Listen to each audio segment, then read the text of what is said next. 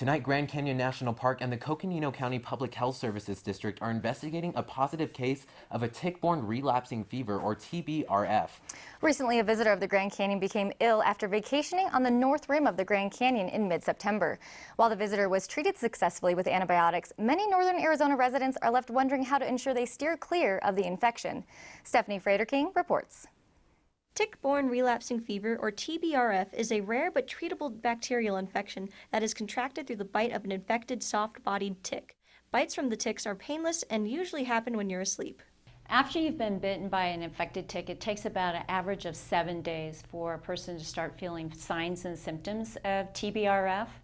And it usually starts off with a really high fever. And so then you'll have body aches, you can have sweats, you can have joint aches, muscle aches, you're real sick.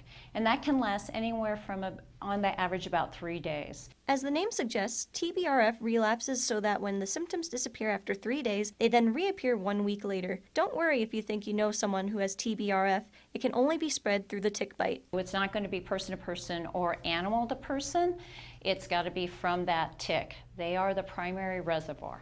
Soft-bodied ticks do, however, feed on rodents. The most infectious areas of TBRF tend to be cabins where rodents are present. If you own a cabin, or say you have a trailer or even a shed outside, then make sure you do treat it for rodents. And then also, if they have nests behind, you may want to hire a company to come in and treat that. But don't remove the rodents without actually treating the ectoparasites that they may have in their nests. And they all have some sort of ectoparasite that would be feeding off of them. If you think you have TBRF or begin to suffer from any of the symptoms after sleeping in possibly rodent-infested areas, see your doctor immediately. If they start getting signs and symptoms, some sort of rash or something, because that may be something else, to go see their doctor and tell their doctor or physician where they were and what they suspect.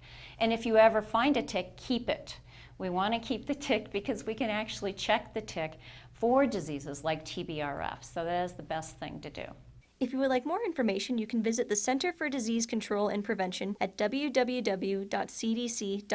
For NAZ Today, I'm Stephanie Fraterking.